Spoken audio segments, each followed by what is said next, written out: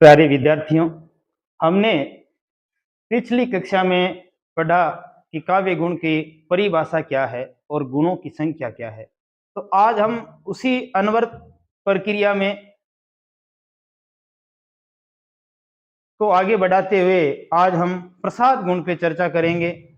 प्रसाद गुण पे चर्चा करने से पूर्व कुछ आपसे मुखातिब होते हैं कि मित्रों, आप अपने सपनों को सच में तब्दील करने के लिए घर से दूर बड़े ही मनोयोग से पढ़ाई कर रहे हैं। तो मित्रों, जीवन लगातार विकास की प्रक्रिया का नाम है। सांसों का स्पंदन सिर्फ जिंदगी नहीं है। जिंदगी लगातार विकास और नित्य नूतन आयाम गढ़ने की वो प्रक्रिया है जिसमें व्यक्ति सदैव आगे बढ़ता रहे, अपने जीवन पथ पर विकास करता रहे।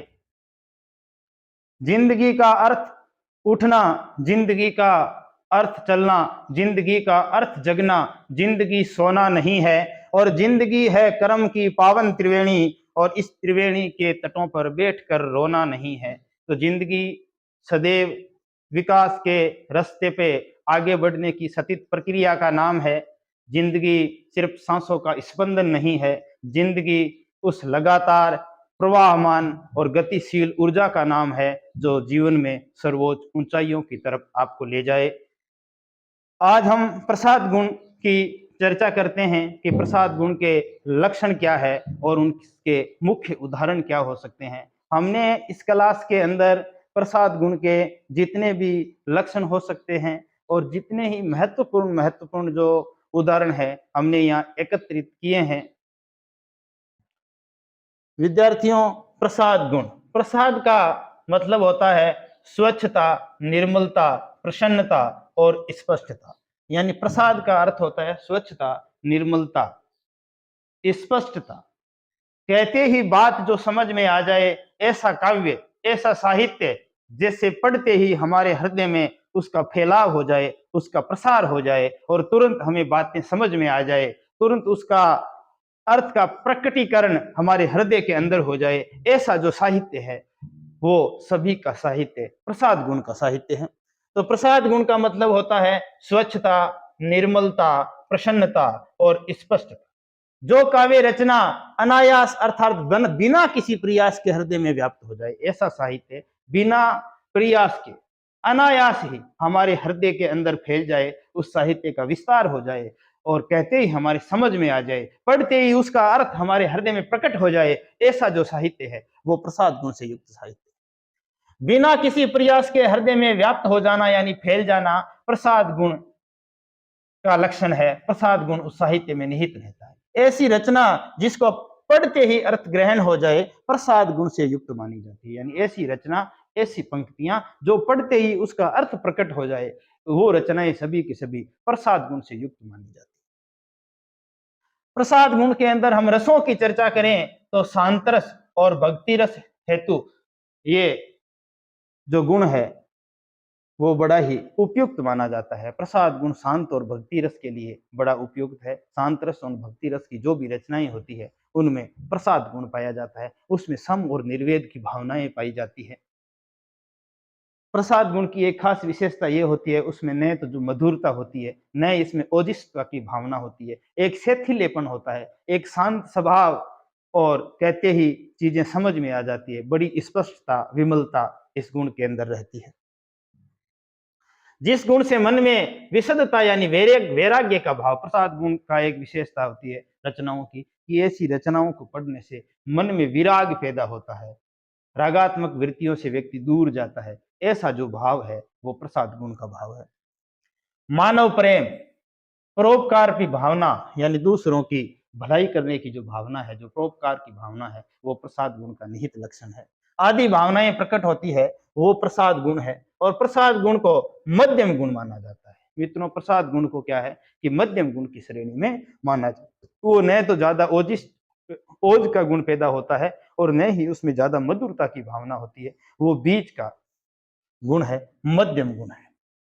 क्योंकि इसमें न तो अधिक मधुरता होती है और न अधिक ओजस्विता यानी ओज की भावना होती है। तो प्रसाद गुण की परिभाषा को हम इस प्रकार दे सकते हैं कि प्रसाद का अर्थ होता है स्वच्छता, निर्मलता, स्पष्टता। जो काव्य अनायास ही हमारे हृदय में व्याप्त हो जाता है, तुरंत हमारे हृदय में फैल जाता है, ऐसी रचना प्रसाद गुण की रचना मानी जाती है। वो शांत और भक्ति रस के लिए बड़ा ही उपयुक्त है।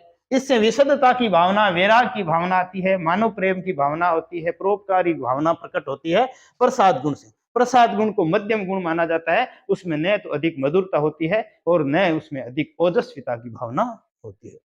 इसमें सभी प्रकार के रस निहित होते हैं। प्रसाद गुण में सभी प्रकार के रस निहित होते हैं और फिर भी शांत रस और भक्ति रस के लिए प्रसाद गुण बड़ा ही उपयुक्त माना जाता है।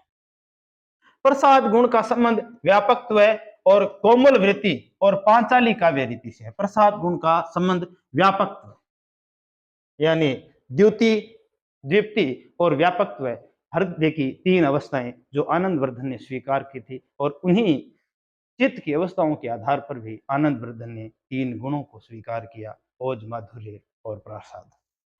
तो प्रसाद गुण में व्यापकत्व की वृत्ति होती है, तुरंत वो फैल जाता है।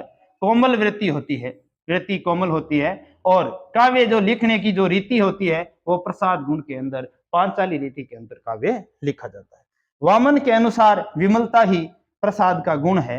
वामन कहते हैं कि अर्थ वैमल्य वैमल्यम प्रसाद है। वामन कहते हैं कि अर्थ की जो विमलता है, अर्थ की जो स्पष्टता है ऐसा जो गुण है वो प्रसाद गुण है, ऐसा आचार्य वामन कहते हैं। तो वामन कहते हैं कि अर्थ वैमल्यम प्रसाद है, अभिधा शब्द शक्ति प्राय प्रसाद गुण संपन्न होता है। यानी अभिधा शब्द शक्तियों की चर्चा करें तो प्रसाद गुण वाले वाक्यों के अंदर अभिधा शब्द शक्ति पाई जाती है, क्योंकि अभिधा का अर्थ भी तुरंत हृदय में फैल जाता है, जिस प्रकार प्रसाद गुण की रचनाएं तुरंत अपने हृदय में व्याप्त हो जाती है। शैथिल्य प्रसाद गुण का लक्षण है। प्रसाद गुण शैथिल्यतर लक्षण है, उसमें न ओजस्विता है न रागात्मक प्रवृत्तियां हैं, ये बीच की अवस्था है। बड़ी ही शांति, सम और निर्वेद के भाव की जो रचनाएं हैं वो सभी प्रसाद गुण के अंदर आती है। भिखारी दास की प्रत्येक गुण पे परिभाषा है और मोस्ट भी है। तो भिखारी दास कहते हैं कि मन रोच के अक्सर परे सोहे शिथिल शरीर। भिखारी दास कहते हैं कि मन रोचक अक्सर परे, मन को अच्छे लगने वाले अक्षर, और सोहे शिथिल शरीर। प्रसाद गुण से किसी प्रकार के ज्यादा ओजस्विता की भावनाएं नहीं पैदा होती है, शरीर में शिथिलता का प्रसार होता है। प्रसाद गुण जल सुक्ति ज्यों प्रगट अर्थ गंभीर। प्रसाद गुण जल सुक्ति ज्यों प्रगट अर्थ गंभीर। आचार्य मम्मट कहते हैं कि शुष्क ईंधना अग्निवत स्वच्छ जलवत सहसेव ये व्यापनोत्व प्रसादो सर्वत्र विहित स्थिति। अर्थात जिस प्रकार सूखे ईंधन में आग तथा साफ कपड़े में जल तुरंत फैल जाता है, उसी प्रकार जो प्रसाद गुण है वो चित्त को रस और रचनाओं में तुरंत व्यक्त कर देता है। यानी प्रसाद गुण का जो फैलने का व्यापकत्व और प्रसार का भाव है वो बड़ा ही तवरा से होता है हृदय के अंदर, ऐसा आचार्य मम्मट कहते हैं। चिंतामणि के अनुसार सूखे ईंधन आग ज्यों स्वच्छ नील की रीति अक्ष झलके अक्षर अर्थ जो सो प्रसाद गुण नीति। आचार्य चिंतामणि कहते हैं कि सूखे ईंधन आग ज्यों, जिस प्रकार सूखा हुआ ईंधन आग को पकड़ता है, स्वच्छ नीर की रीति यानी स्वच्छ नीर में हमें सब कुछ दिखाई देता है, उसी प्रकार ये प्रसाद गुण है।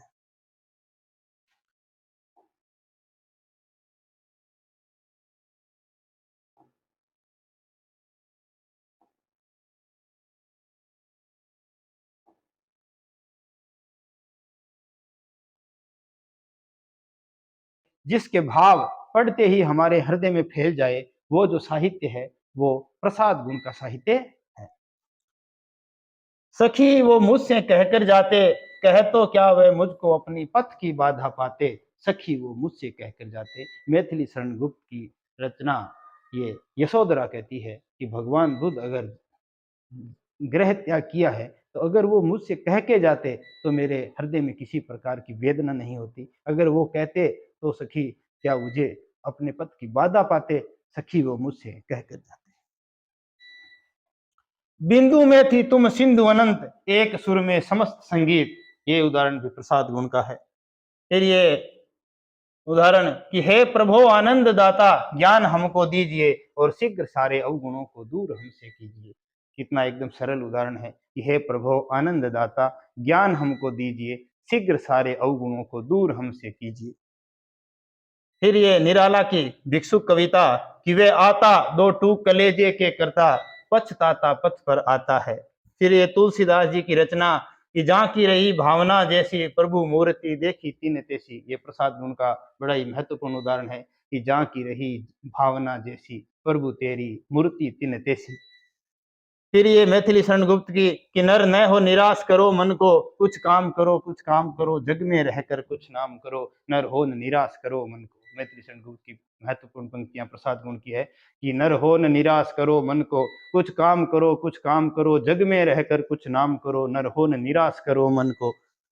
फिर ये रचनाएं पंचवटी से कि चारु चंद्र की चंचल किरणें खेल रही है जल थल में, और स्वच्छ चांदनी बिछी हुई है अवनी और अंबर तल में, पढ़ते ही अनायास हृदय और अंबर तल में। फिर ये रचना कि कौन हम कौन थे क्या हो गए और क्या होंगे अभी, आओ विचारें आज मिलकर ये समस्याएं सभी। फिर ये कबीर का महत्वपूर्ण उदाहरण सभी व्यक्तियों, सभी के, चाहे इसमें आदमी पढ़ा लिखा हो, एजुकेटेड नहीं हो, गांव में गली में बैठा हुआ व्यक्ति ही बार बार हमें ये कहता मिलता है कि सांच बराबर तप नहीं, झूठ बराबर पाप, जहाँ के हृदय सांच है तहाँ के हृदय आप।